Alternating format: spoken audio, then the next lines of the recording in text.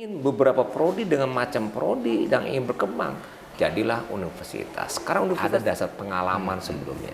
Coba kalau kita ujuk-ujuk langsung buat universitas, Ya, kajiannya empiris juga yang ya jadi empiris, background kajiannya. empiris gitu. dan sesuai dengan kebutuhan. Kenapa kita milih sistem informasi informatika? Karena kebutuhan masyarakat saat ini, apalagi setelah dan saat kita masuk pandemi, IT menjadi andalan. Makanya kita masuk prodi IT. Baik, Prof, Pak Rektor, izin ini. Apa yang membedakan karakteristik Universitas Askia dengan perguruan tinggi yang lainnya? Ada satu yaitu berkarakter. Berkarakter. Ya, sebetulnya tagline logonya Askia University adalah berkarakter dan berprestasi. Nah, bukan pintar, bukan cerdas, itu urusan kedua. Pertama untuk baik dulu. Jadi tidak hanya Berapa persen serapannya? Lebih dari 95% terserap.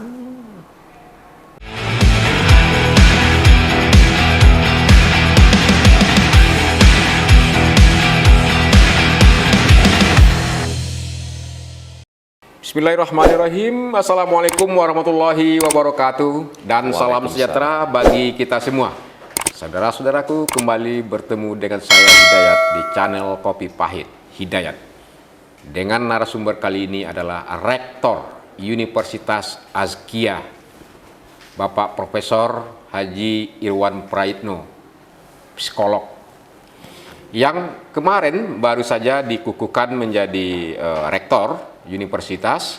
Dan yang menarik adalah perubahan dari yayasan STKIP ke universitas.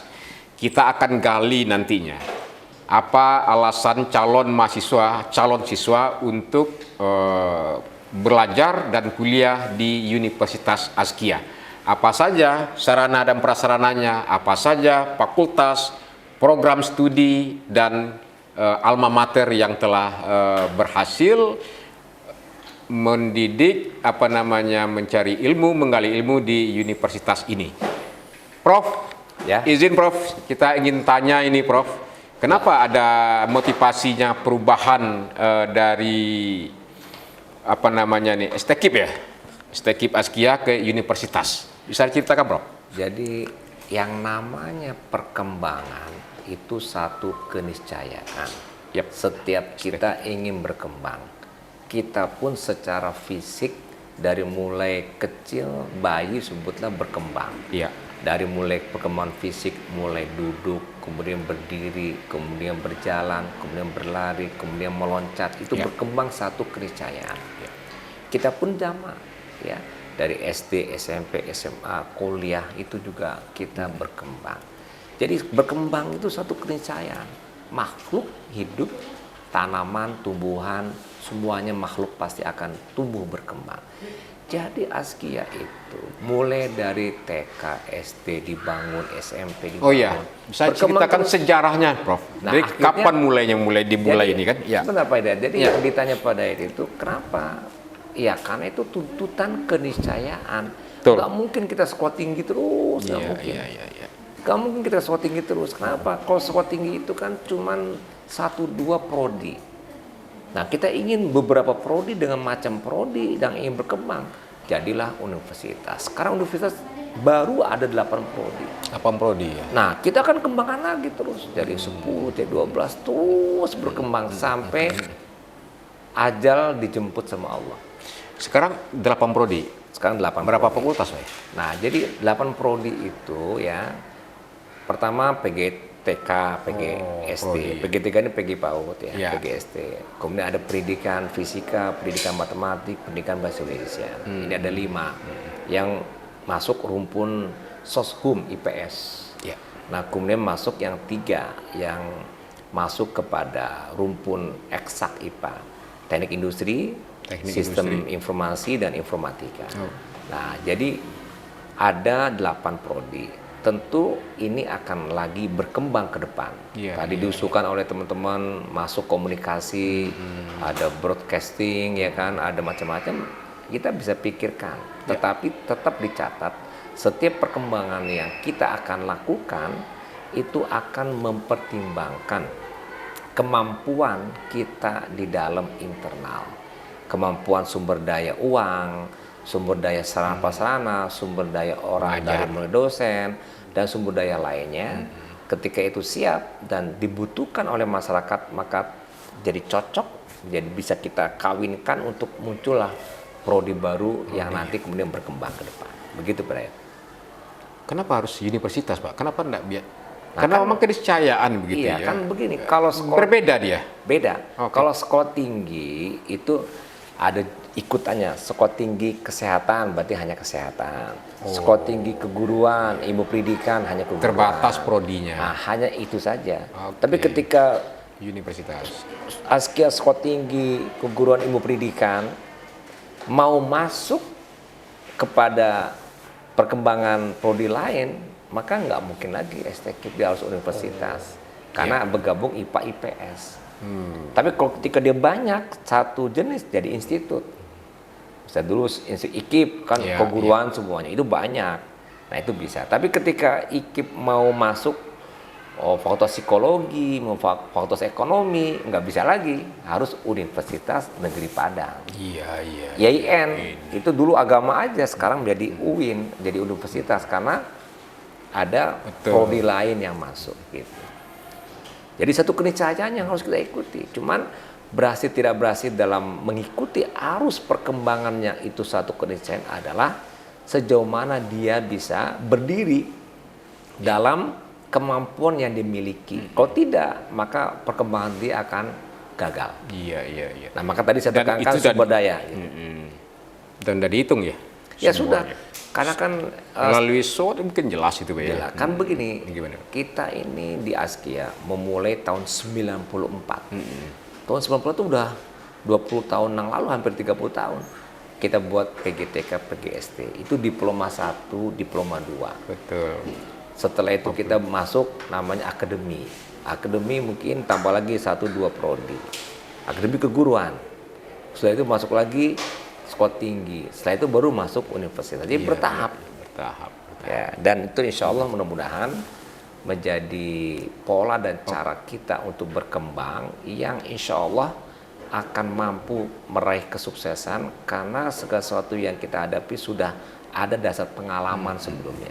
Coba kalau kita ujuk-ujuk langsung buat universitas, Iya. Kajiannya empiris juga yang ya, jadi background kajiannya. empiris gitu. dan sesuai dengan kebutuhan. Kenapa kita milih sistem informasi informatika? Karena kebutuhan masyarakat saat ini, apalagi setelah dan saat kita masuk pandemi, IT menjadi andalan.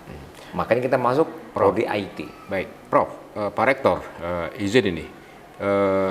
Apa yang membedakan karakteristik Universitas Askia dengan perguruan tinggi yang lainnya? Ada satu yaitu berkarakter. Berkarakter. Sebetulnya tagline logonya Askia University adalah berkarakter dan berprestasi. Nah, tapi dari berkarakter dan berprestasi yang menjadi kata unggulan kita berkarakter. Berkarakter. Kenapa? Karena inilah yang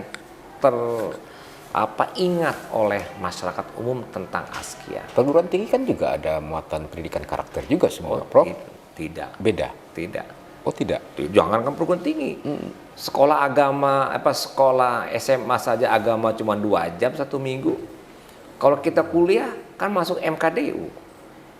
Pelajaran agama kan MKDU. 2 SKS. MKDU cuma 2 SKS dan 1 semester. selesai. Udah dari 8 semester. Kalau di Askia? Oh ada taklim, ada pendidikan keislaman yang kita tambahkan, ada pendidikan karakter, ada kegiatan-kegiatan yang kita buat yang membuat mereka terbentuk karakter yang dari situ menjadi modal untuk berprestasi. Dan ini keunggulan kita, dan ini unggulan yang kita miliki yang sudah kita bangun dari dulu. Iya, Contoh, iya. Jadi kulturnya. ada orang tua, kenapa sekolahnya di Askia? Supaya nyo pandai baca Quran. Kenapa sekolahnya SD di Askia? Supaya nyo bisa baca doa. Banyak bisa nyo menyolatkan ambu biko kok meninggal, mendoakan ambu biar nyo anak soleh, biar anak soleh. Itu pasti ucapan langsung dari orang tua yang memasukkan anak ke Askia. Tidak ada ungkapan lain kecuali itu. Coba tanya sampling saja kepada orang tua, walaupun orang tuanya dari Golkar, dari Demokrat, dari PDIP, ada semua di sini. Dari Gerindra ada semua di sini. Yang anggota-anggota dewan anak-anaknya banyak di sini, termasuk yang cucunya juga. Ditanya, jawabnya untuk anaknya jadi baik. Bukan pintar, bukan cerdas, itu urusan kedua. Pertama untuk baik dulu. Jadi tidak hanya membaca dan menghafal Al-Quran saja misalnya, Tidak. tapi juga amaliyahnya juga. Amaliyahnya. Makanya di sini kan kalau SD SMP, kalau kita orang tua diminta untuk mengontrol baca Al-Quran, sholat, ada buku yang dibaca. Iya. Hari kita tangan nih, kita paraf, sehari apa bacaannya, sholatnya segala macam. Itu kontrolnya. Dan itu untuk mendidik anak berkarakter. Nah, jadi itulah yang kita utamakan dari modal karakter, itulah baru berprestasi. Maka judulnya Universitas Askia, berkarakter dan berprestasi. Dan itulah yang menjadi andalan, dan perguruan tinggi lain setahu saya tidak seperti itu ya.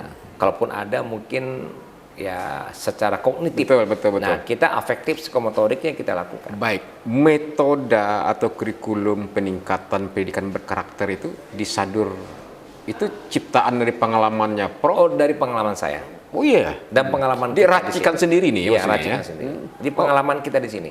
Jadi bukan hanya dari saya, tapi dari pengalaman teman-teman. Makanya di dalam struktur organisasi Universitas Askia ada satu struktur ya di bawah wakil rektor yang menangani masalah pembinaan karakter khusus.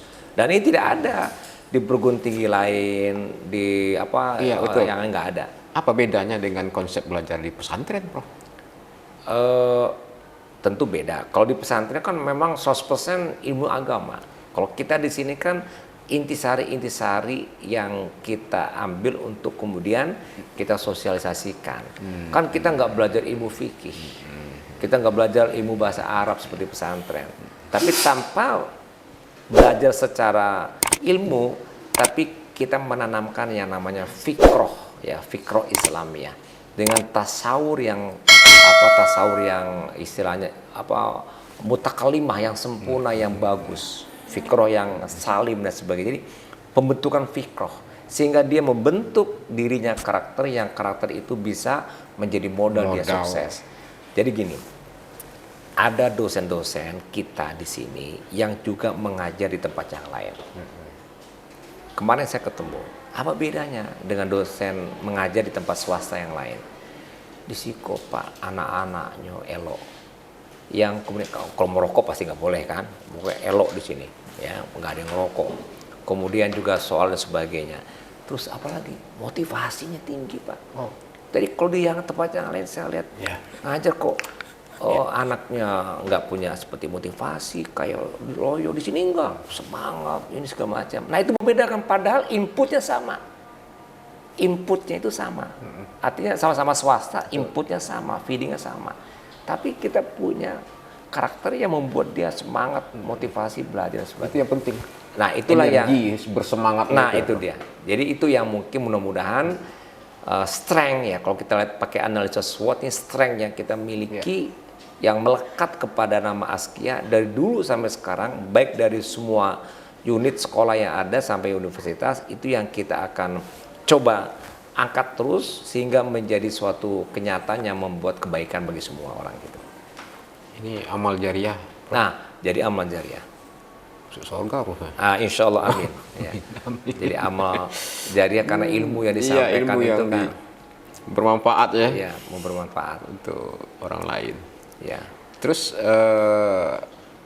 lulusannya sudah alma mater, mungkin Banyak, kerjasama dengan perguruan tinggi lain atau luar negeri. Ya, kemarin saya nanya ke Pak Fadlani ya, itu Ketua STKIP, berapa persen serapannya? Lebih dari 95% terserap. Nah, jadi bagus sebetulnya. Nah, Tunggu, dikonkretkan, 95% terserap bekerja. pasar. Oh, 95% lebih. Nah, itu berarti menandakan pasar membutuhkan dan juga kita memiliki kualitas yang baik. Sehingga dengan demikian maka lulusannya bisa diterima. Nah, itu alhamdulillah.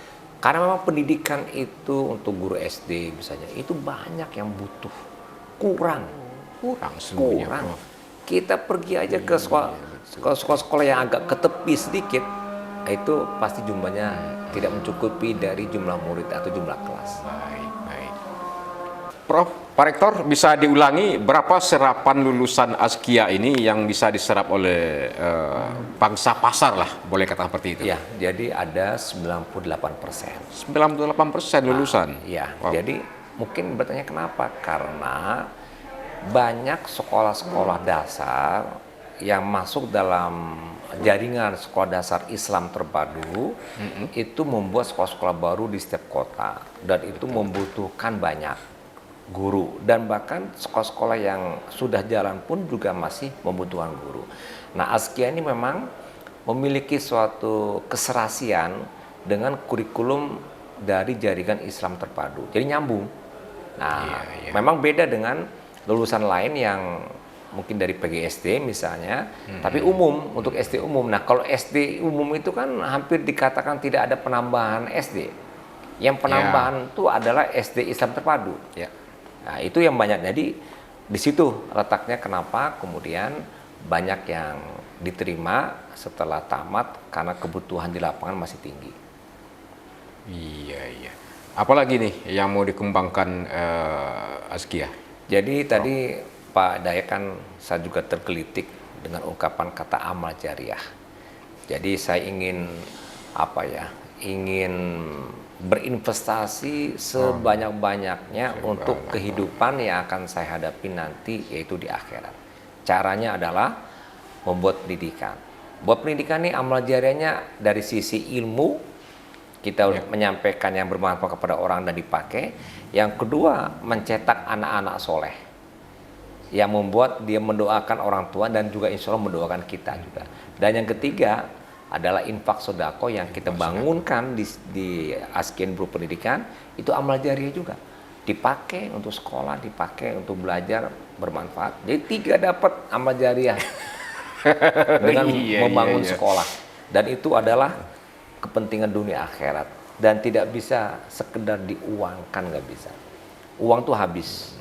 Yang nggak habis itu adalah amal soleh kita yang menyelamatkan kita dunia akhirat.